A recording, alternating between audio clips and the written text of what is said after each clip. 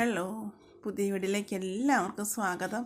അപ്പോൾ ഇന്ന് നമ്മൾ ഉണ്ടാക്കാൻ പോകുന്ന ഫ്രൈഡ് റൈസാണ്. നല്ല സൂപ്പർ ടേസ്റ്റി ആയിട്ട് എങ്ങനെ ഫ്രൈഡ് റൈസ് ഉണ്ടാക്കുന്നതെന്ന് നോക്കാം. നല്ല ടേസ്റ്റാണ് ഇത് കഴിക്കാൻ. കുഴഞ്ഞൊന്നും പോവാതെ തന്നെ നമുക്ക് നല്ലതുപോലെ വേവിച്ചെടുക്കാൻ പറ്റും. അപ്പോൾ അതിന് വേണ്ടി ഞാൻ ബസ്മതി അരി എടുത്തിട്ടുണ്ട്. അത് 4 ഗ്ലാസ് അരി എടുത്തിട്ടുണ്ട്. അതൊരു 20-25 മിനിറ്റ് ഞാൻ കുതിർത്തെടുത്തു. അതുപോലെ തന്നെ 2 സവാള അരിഞ്ഞെടുത്തിട്ടുണ്ട്. പിന്നെ അണ്ടിപ്പരിപ്പും മുന്തിരിങ്ങ.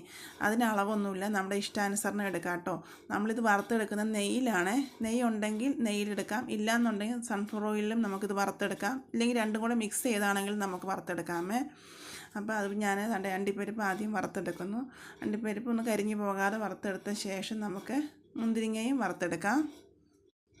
ഇതൊന്നും കരിഞ്ഞു പോകാതെ തന്നെ വറുത്തെടുക്കണം കേട്ടോ. കരിഞ്ഞു പോയ ഒരു കയ്പിൻ്റെ ഒരു ചുവ വരും. അതുകൊണ്ട് കരിഞ്ഞു പോകാതെ ഇത് വറുത്തെടുക്കണം.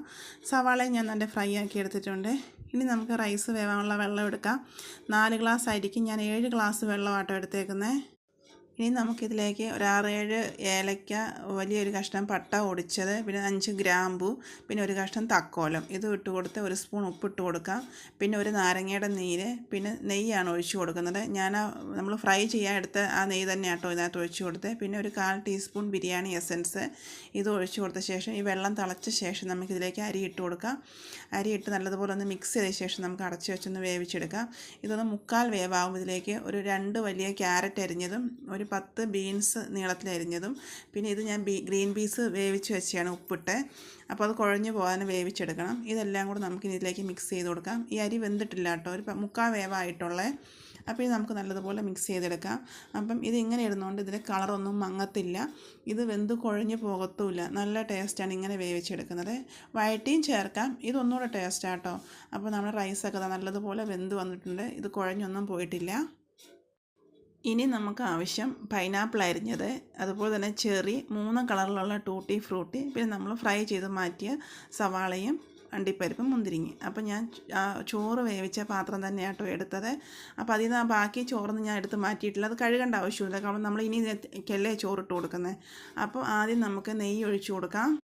ഇനി നമുക്ക് താഴ്ഭാഗത്ത് ഒരു ലെയർ ചോറ് നിരത്തി കൊടുക്കാം. ചോറ് നിരത്തി കൊടുത്ത ശേഷം അത് നല്ലതുപോലെ ഒന്നിങ്ങനെ ഇളക്കിയിട്ട് കൊടുക്കണം. ഇനി നമുക്കതിലേക്ക് അരിഞ്ഞു വെച്ചേക്കുന്ന പൈനാപ്പിളിൽ നിന്ന് ഒരു ചെറിയൊരു പിടി എടുത്തിട്ട് കൊടുക്കാം. അതുപോലെ തന്നെ അണ്ടിപ്പരിപ്പ്, മുന്തിരിങ്ങ, ടൂട്ടി ഫ്രൂട്ടി, ഫ്രൈ ചെയ്ത സവാള, ഇതെല്ലാം നമുക്ക് കുറേശ്ശെ ഇട്ട് കൊടുക്കാം. ഇതിനൊന്നും അളവില്ല, നമ്മുടെ കൈപ്പിടിയിൽ ഒതുങ്ങുന്നത് നമുക്കങ്ങ് വാരിയിട്ട് കൊടുക്കാം കേട്ടോ.